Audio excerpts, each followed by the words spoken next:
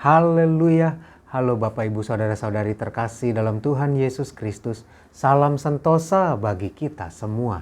Saya bacakan 1 Petrus 4 ayat yang ke-11. Jika ada orang yang berbicara, baiklah ia berbicara sebagai orang yang menyampaikan firman Allah. Jika ada orang yang melayani, baiklah ia melakukannya dengan kekuatan yang dianugerahkan Allah, supaya Allah dimuliakan dalam segala sesuatu karena Yesus Kristus. Ialah yang empunya kemuliaan dan kuasa sampai selama-lamanya. Amin. Bapak, Ibu, Saudara-saudari, kita sudah mendengar kemarin bahwa kalau kita bicara, baiklah kita bicara sebagai orang yang menyampaikan firman. Jika kita melayani, kita bekerja, baiklah kita melakukannya dengan kekuatan yang dianugerahkan Allah. Supaya apa? Supaya Allah dimuliakan.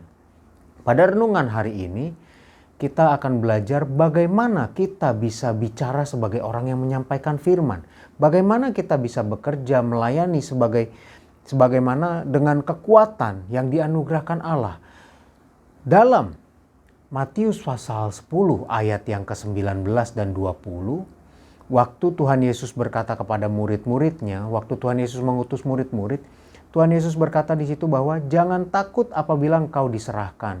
Karena saat engkau harus berkata-kata, maka akan dikaruniakan saat itu juga apa yang harus engkau katakan. Siapa yang mengaruniakannya? Roh Kudus. Jadi, bagaimana kita bicara sebagai orang yang menyampaikan firman Allah? Kita butuh Roh Kudus. Lalu bagaimana dengan bekerja?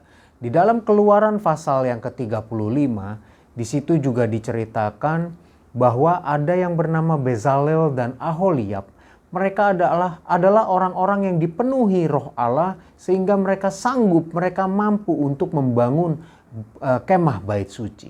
Roh Kudus jugalah yang memberikan, menganugerahkan. Allah menganugerahkan kepada kita kekuatan untuk melayani, bekerja, kemampuan melalui Roh Kudusnya. Jadi Bapak, Ibu, Saudara-saudari, bagaimana kita bisa bicara sebagai orang yang menyampaikan firman? Bagaimana kita bisa bekerja dengan kekuatan yang dari Allah? Melalui Roh Kudusnya. Bagaimana kita bisa penuh dengan Roh Kudus?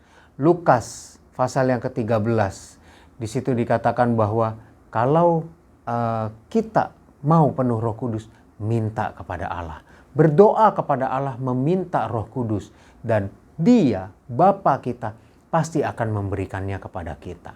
Lalu selain Roh Kudus, Bapak, Ibu, Saudara-saudari, di dalam Yakobus 1 ayat yang ke-5 dan ayat yang ke-6 yang saya bacakan.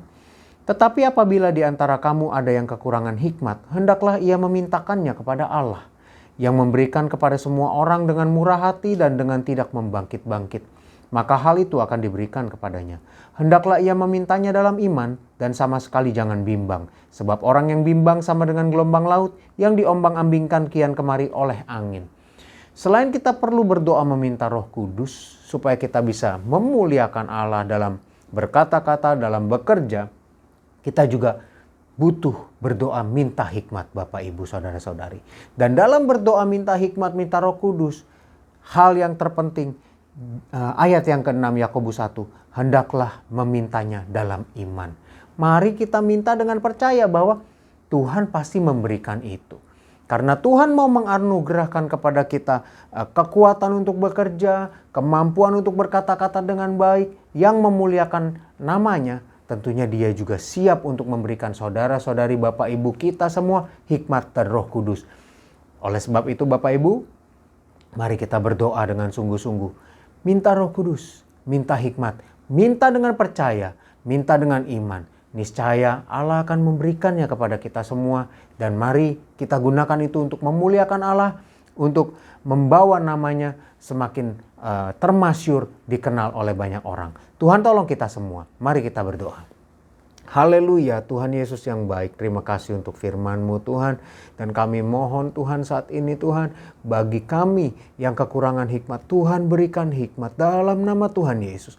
Bagi kami yang butuh dipenuhkan oleh Roh Kudus, Tuhan juga penuhkan kami dengan Roh Kudus. Sehingga Tuhan kami bisa menjadi pelaku-pelaku firman-Mu, kami bisa menjadi agen-agen pemberita-pemberita firman-Mu Tuhan. Saat kami berbicara, saat kami bekerja, semuanya untuk kemuliaan Engkau saja. Terima kasih Tuhan, terima kasih. Tuhan berkati hidup kami, Tuhan berkati segala aktivitas kami, apapun yang kami kerjakan, baik yang bekerja, yang berwirausaha, yang sekolah, kuliah, yang mengerjakan pekerjaan-pekerjaan rumah tangga. Tuhan tolong kami semua, berikan hikmat, Tuhan urapi.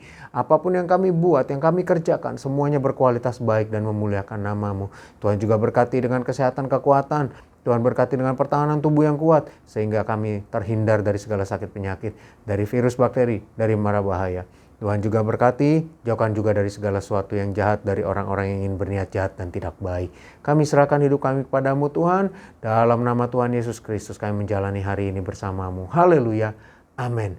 Kasih karunia dari Tuhan Yesus Kristus menyertai kita semua. Amin.